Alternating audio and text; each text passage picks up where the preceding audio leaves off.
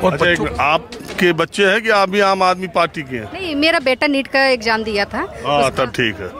वैसे तो ये पार्टी का था। तो क्या हाल है जी, क्या हाल है आपके? ठीक है। आप यहाँ काउंसलर जामा मस्जिद। अच्छा, आदाब। तो यहाँ तो आम आदमी पार्टी का ही खैर प्रदर्शन भी इसी का था। तो आप बताएं, आपके बच्चे के साथ क्या केस है?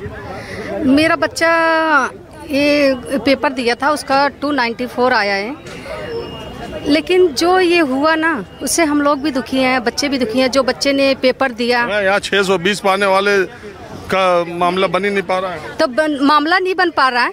लेकिन ये तो देखो कि जो बच्चे ने पेपर दिया हो, जो पढ़ा हो, तो आजकल हमें ये समझ आ गया कि पढ़ना जरूरी नहीं है, अपनी सेटिंग करना जरूरी है।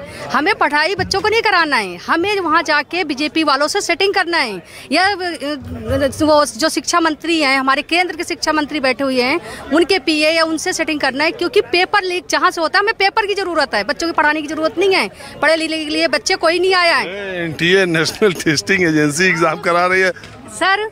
जितने भी पेपर देख लो, आप यूपीएससी देख लो, एसएससी देख लो, नीट का पेपर देख लो, सारे पेपर लीक कैसे होते हैं? अगर इतनी सिक्योरिटी उनकी पास होती है तो लीक कैसे होता है? ये बच्चों के साथ खिलवाड़ कर रहे हो ना, बच्चे का भविष्य बर्बाद कर रहे हो, बच्चों को डिमोटिवेट कर रहे हो। कितने बच्चे आत्महत्या।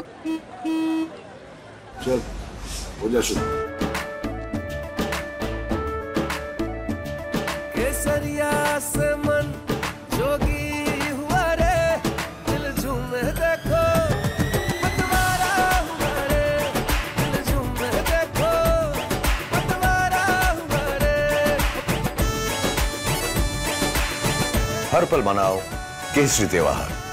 विमल, बोलो जुबान केसरी।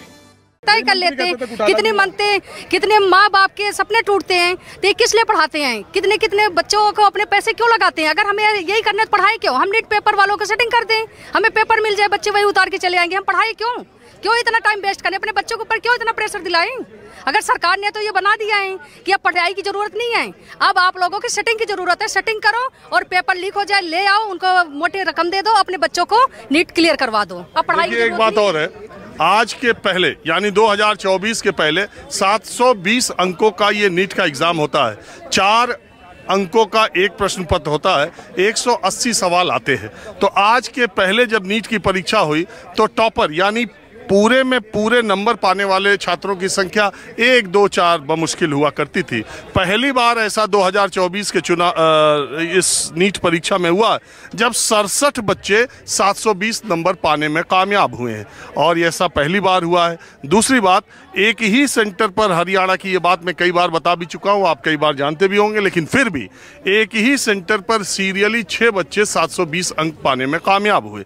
और सबसे हैरानी की बात है कि अगर पीछे के वर्षों में देखें या पिछले साल का ही देखें, वैसे तो एग्ज़ाम देने वाले स्टूडेंट्स की संख्या 1-1.5 लाख बढ़ी, लेकिन अब आप नंबर के हिसाब से देखिए, इसके पहले 620 से ज़्यादा नंबर पाने वाले छात्र को अच्छा मेडिकल कॉलेज सरकारी भी मिल जाता था। इस बार 620 पाने वाले को बमुश्किल कोई कॉलेज मिल गया तो मिल गया, नहीं तो नहीं मिलेगा। वजह यह है कि 620 से लेके 720 तक पिछले साल कुल मिला के 13,000 बच्चे थे।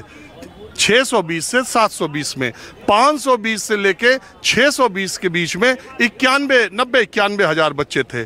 500 से 20 से 620 में 91 से वो संख्या बढ़ के 1 लाख कुछ हज़ार हुई, यानी 10% वृद्धि हुई।